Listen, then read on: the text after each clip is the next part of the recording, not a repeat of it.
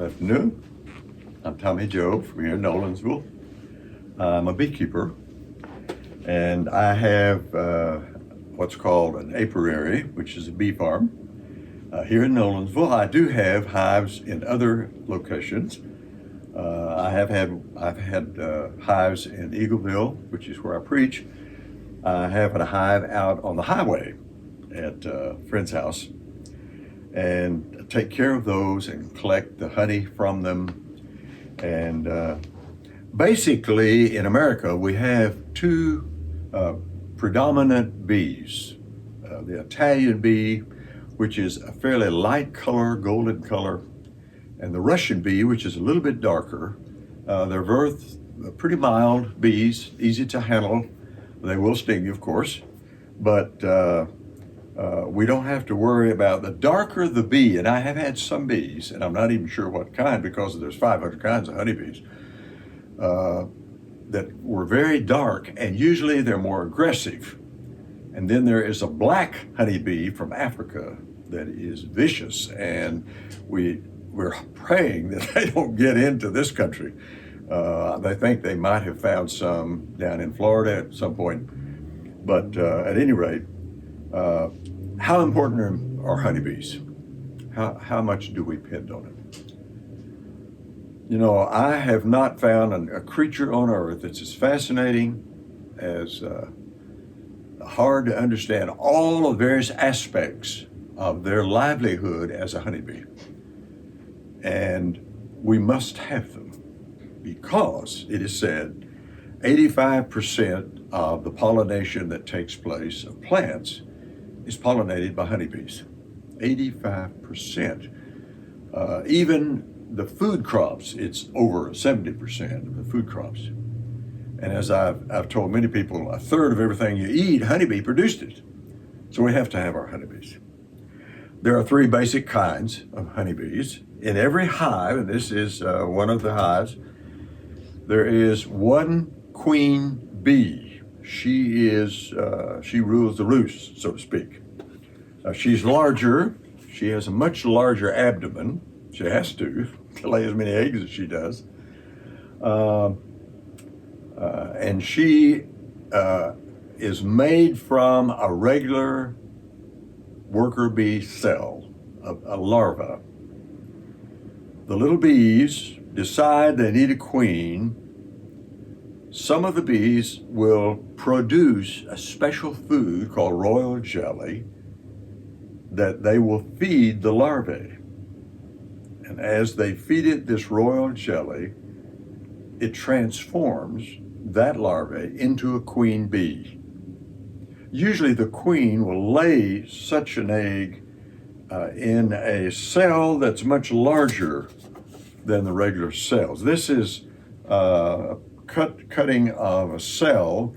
You'll see the larvae here, but the queen is in a peanut-shaped cell, not hexagon-shaped like the others.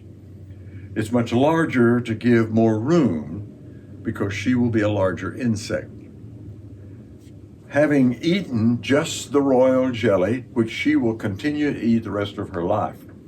Now, a worker bee works very hard. In 4 to 6 weeks, they will die. They just wear themselves out, and especially their wings, flying as the distances they have to fly to get pollen and nectar. The queen does not have some of the properties of a worker bee. She does have a stinger, but she will only sting another queen to protect her hive because there can only be one queen.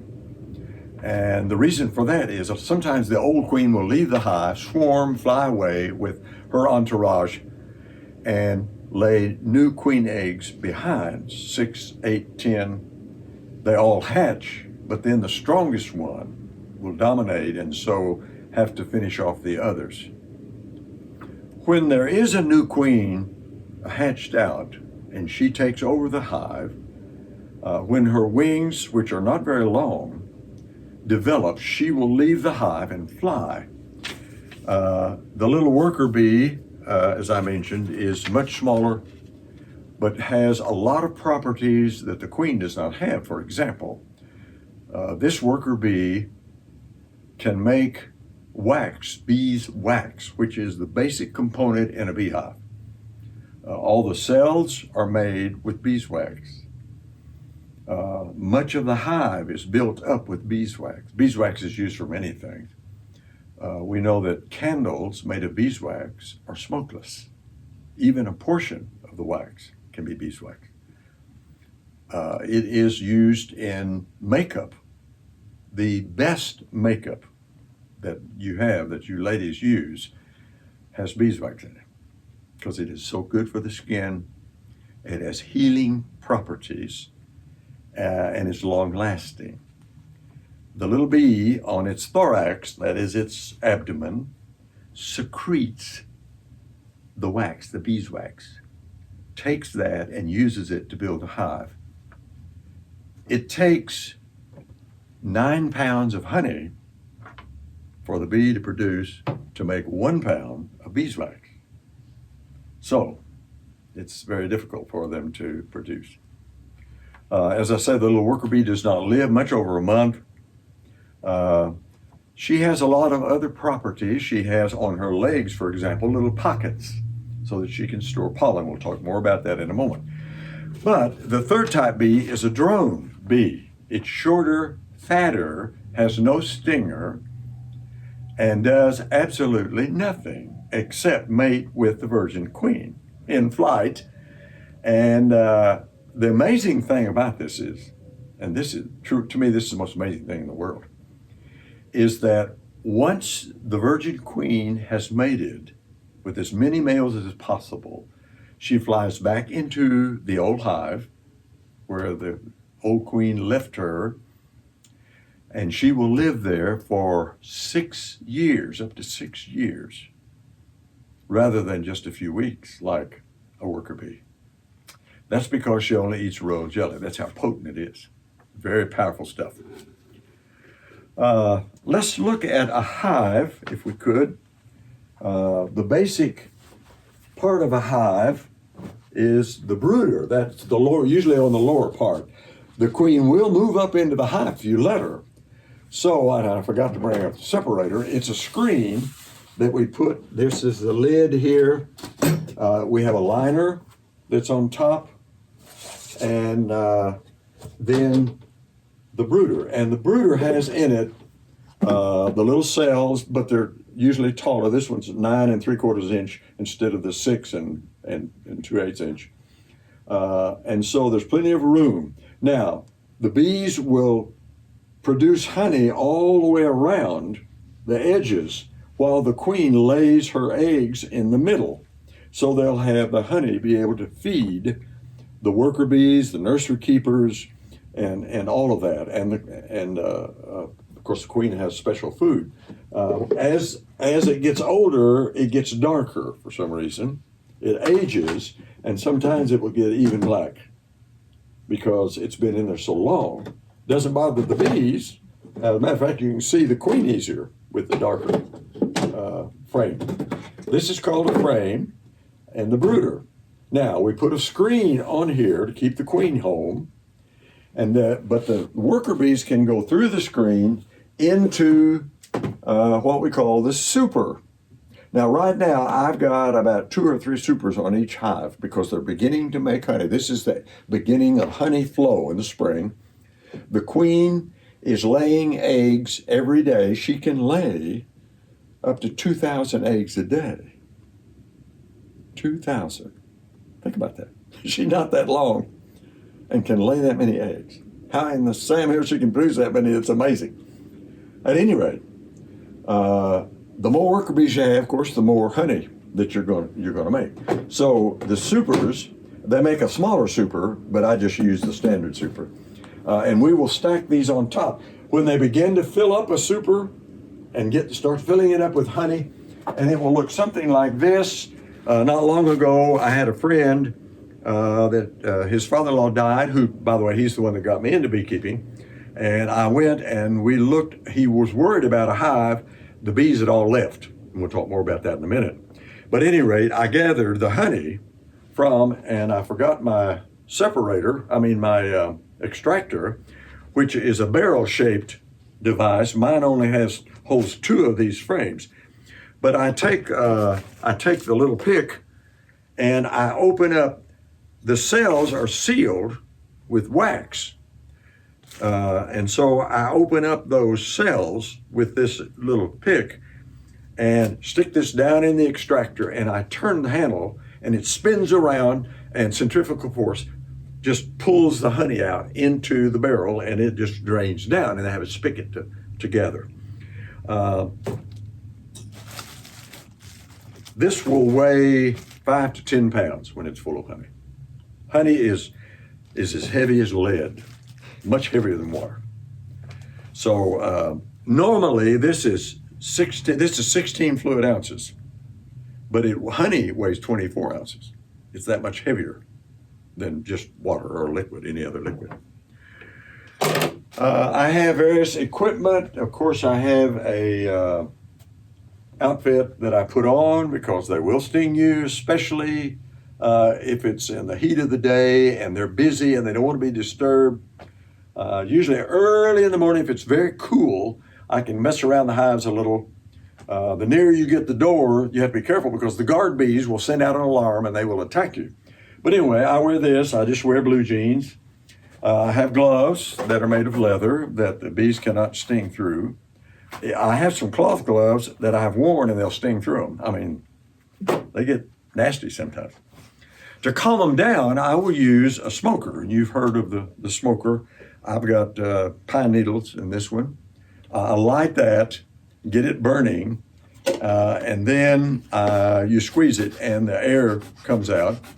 But smoke comes out when it's burning, of course. And the smoke has a sense of calming the bees down. I think what it does, it lets them know there's fire somewhere. And so they back off. And usually they're calm and they're usually not a problem. I will smoke around the front of the hive, very good. Let the guard bees know. And if I ever want to gather bees into a hive to move it to another place, in the evening, a lot of times when it's so hot, the hotter it is, they will gather on the front of the hive, all around the hive, and they will just, because it's cooler out at night when it's so hot, and they will just be thick out here. I gathered up a hive a few years ago in Eagleville, and it was just a brooder, and it was full of honey because the person that worked it just forgot about it, I guess, and didn't do anything with it, and it was full of honey. So to be able to move it next door, I took my smoker and started smoking, and all of the bees went inside. Another way you can make the bees go to a location is take the queen bee and move the queen bee somewhere, and all the bees will go to the queen. So this is a daisy of some kind. The bees have a little probus tongue like a straw. They suck up the nectar. Now, nectar has in it more than just dextrose, which sugar. The bee, I feed them sugar water. I've been feeding some of my new hives lately to give them energy. Sugar, normal cane sugar, will not make honey. It doesn't have the other half, which is more important, to make honey. And that comes from nectar. It's just a liquid, almost clear, they get from the flowers. There are many in our area: white clover, especially in the spring, sweet clover, tulip poplar is a very good one. That's the Tennessee state tree. Black locust is another that's loaded with nectar and pollen. Hairy vetch is very good. You see a lot of that growing along the side of the highway. Magnolia, we have a big magnolia tree, and it is loaded with pollen. Now, the pollen is what they use to feed the nymphs, the larvae.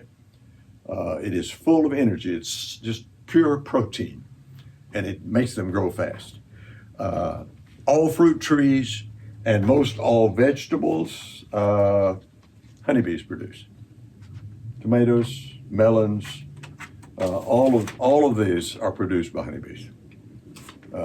We would have no fruit whatsoever without honeybee. the frame, the bees build up the cells. You can see some they haven't gotten to yet, and you see how hard they're working.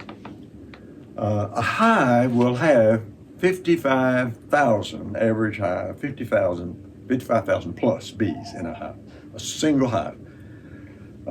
As we get more into the honey flow, it will increase. I heard of hives having over 100,000 bees, and they're all working. Every bee in the hive is a worker. They all have something to do. It's kind of like a chain. The little worker bee will produce and do so many different things. In the hive, you have bees that take care of the nursery, feeding the nymphs. You have bees making beeswax to build up the cells and to seal the wax. You have bees that take care of the queen, produce the royal jelly. You have bees that keep the hive cool in the summer by all flying in the same direction like an air conditioner, or flying against each other, creating heat in the winter. They try to keep the hive as close to 70 degrees year-round as they can. In the winter, that's very hard. I have put blankets this winter around my hives, the ones I had left. I lost 6 hives last year. But I put blankets around them, then plastic over that to keep the rain out, to keep them warm, to protect them. And they did well through the winter. There are guard bees, as I mentioned, that stay around the front of the hive to warn the other bees of danger. The worker bee, of course, is the main lady. And as I mentioned a while ago, the interesting thing about the queen bee is fertilized for life. Lives 6 years, lays hundreds of thousands of eggs, and they're all identical twins. They're all the same because same fertilization and the same queen. So they're all identical twins. Occasionally, a queen will feel crowded in a hive. If we're not careful, we don't give them enough room to spread out. She will decide to lead the hive. They let her know, and there are worker bees that communicate to the queen to tell her what to do to help her out. But at any rate, she will leave the hive. Before she does, she will lay some queen eggs and drone eggs. It takes 21 days for the eggs to hatch and become mature, 21 to 24, depending on which sex it is.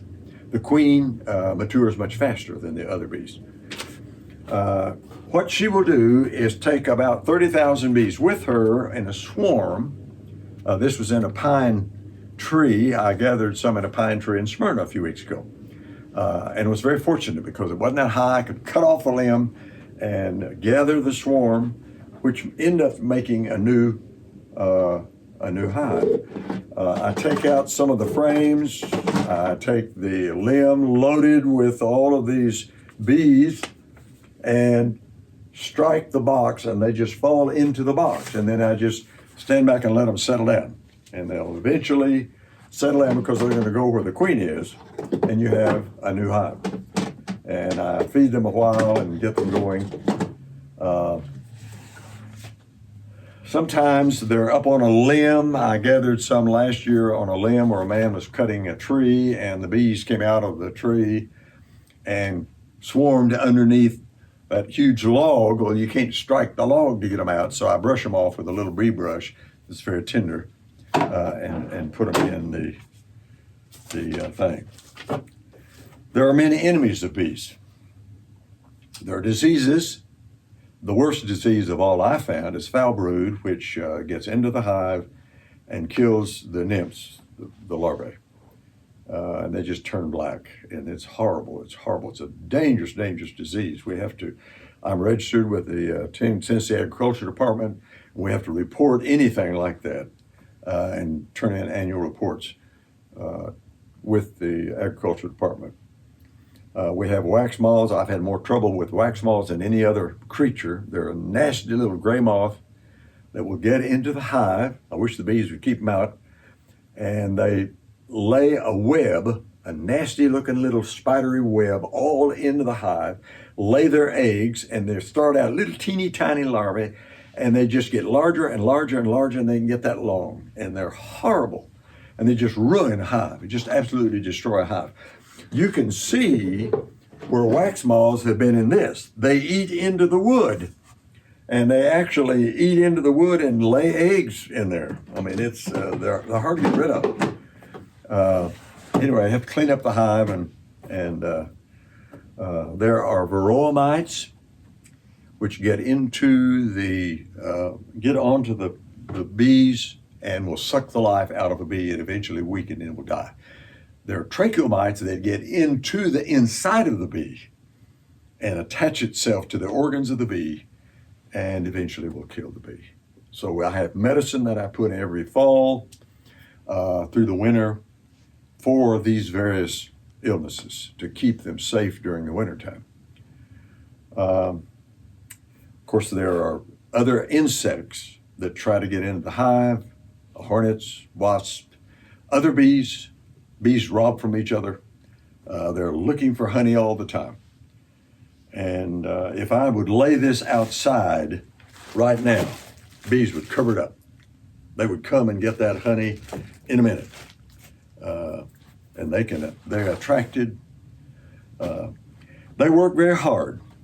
They work very hard. A few years ago, we had what was called CCD, Colony Collapse Disaster. And we're not sure why the bees were declining and disappearing. A hive they would just be gone. I took these two out of a hive, and there were no bees. I don't know whether the old queen died, did not replenish with a new queen, or whatever. Scientists have studied it all over the world. Spain thought they had an answer a few years ago that it was connected to insecticide.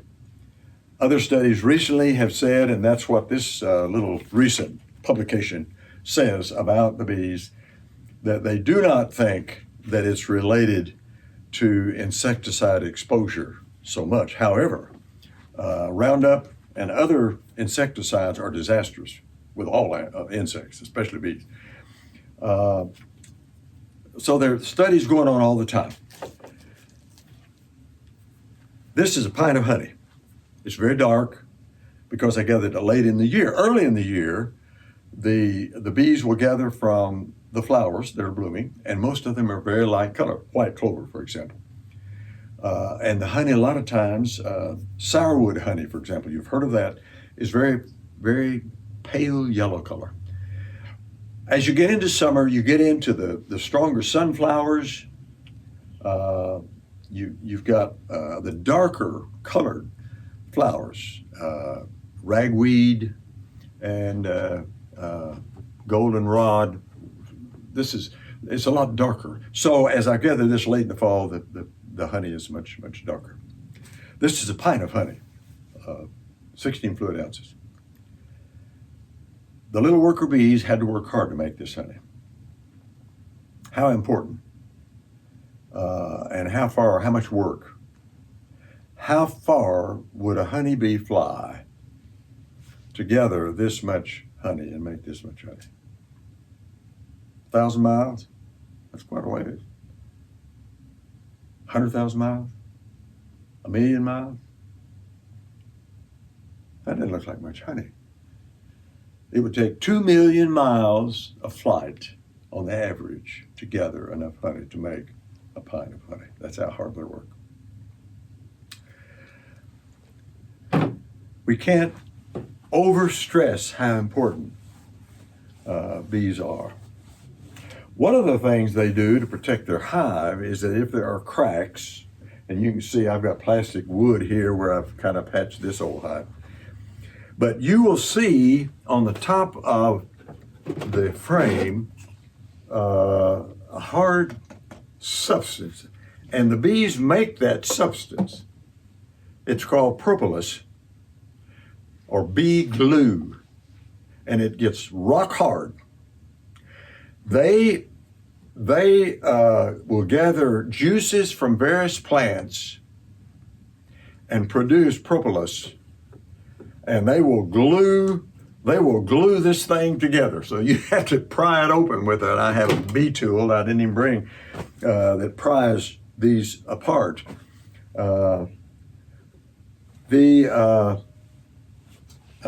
are a few facts let me share with you about the bees. By the way, a couple of years ago, the Nolensville Dispatch, which no longer is in existence, I had the last issue, by the way. This is me.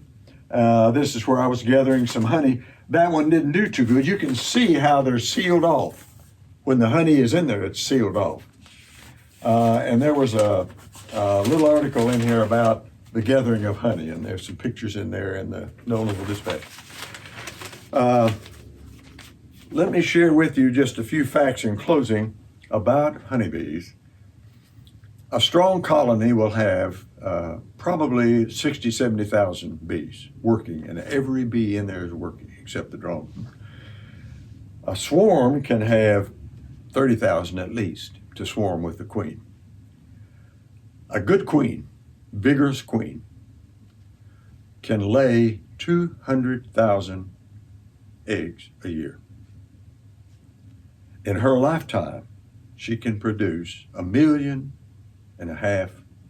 bees, single bee. 85% of our plants are pollinated by bees.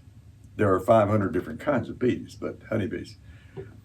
A third of every bite you take, a bee produced that.